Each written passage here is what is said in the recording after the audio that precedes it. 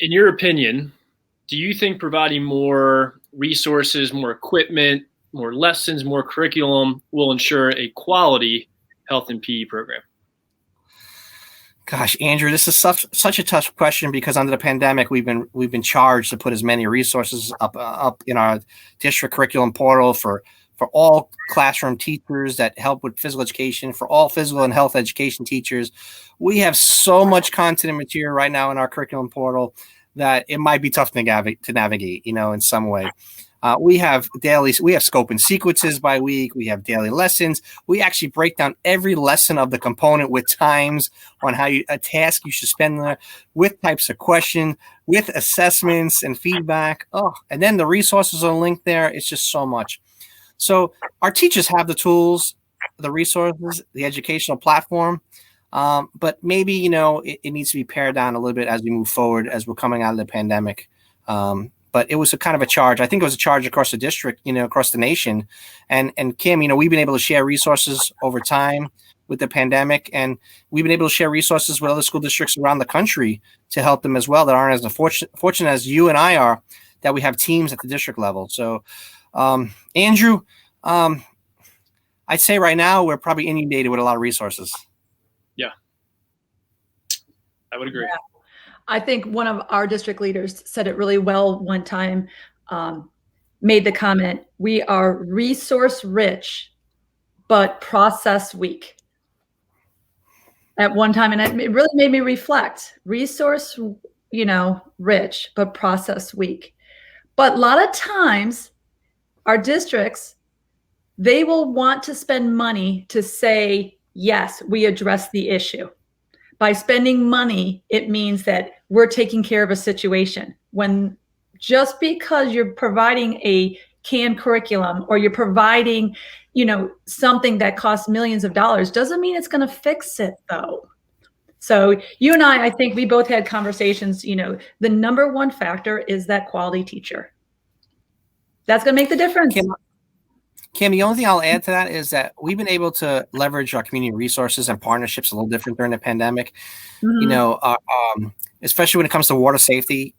We usually do like these large assembly programs in schools, but our Drowning Prevention Coalition and our Water Smart partners in Palm Beach County have really stepped up and done digital platforms and digital workshops for our schools.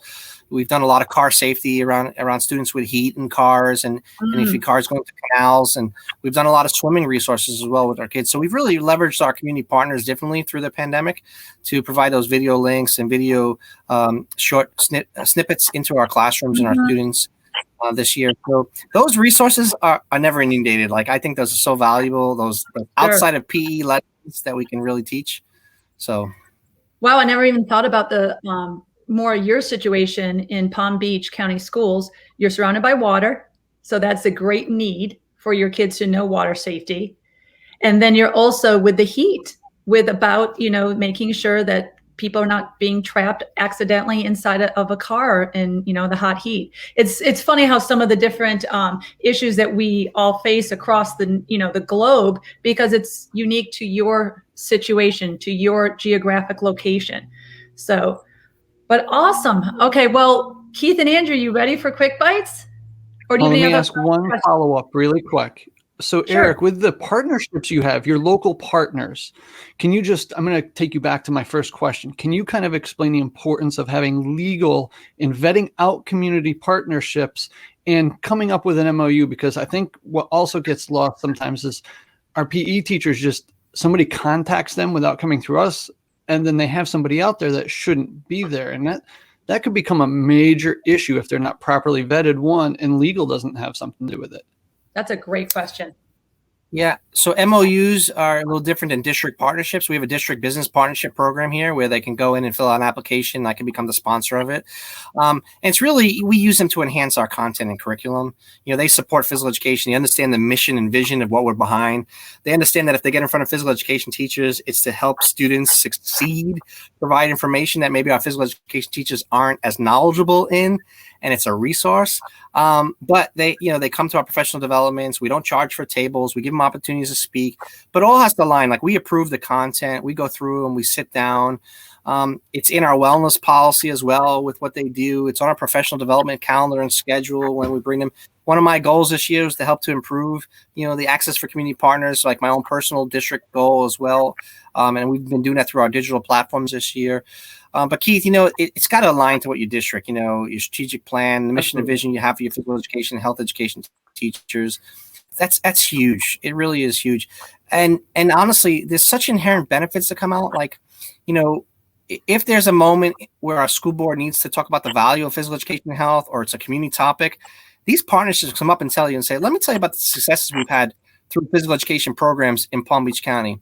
And if it wasn't for the physical education teachers, we wouldn't be able to accomplish as much as we've done as far as water safety and other kind of initiatives. So it goes both ways, but it's got to be, like you said, vetted and approved and aligned as well.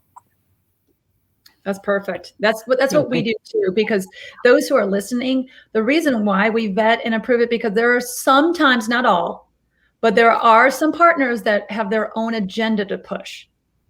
Like I had a vegan group that wanted to do a whole presentation in nutrition, but they were really pushing the vegan eating habits.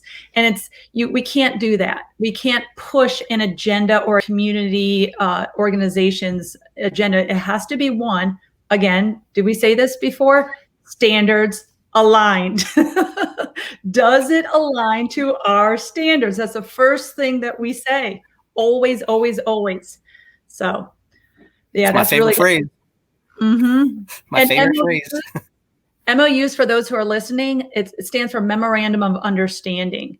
So it's more of a legal type document that is where the organization signs off with their responsibilities. Our association, our school district will sign off on the responsibilities, and it just makes everything just so clear. So it doesn't get foggy and messy when they just go out to a school. They know exactly what they can expect from us, and we expect from them. So that was a great question to bring up, you guys. So I'm glad that our listeners can hear that, because it is a meticulous process though, but once it's done, it's done. It's good. So yeah, just to add, Keith, like you at Charlotte Mecklenburg, if there's a new presentation that's going to one of our schools, either myself or one of my team members will go there and make sure we're there to introduce them and to watch it, and to make sure everything is done appropriately as well. Yeah.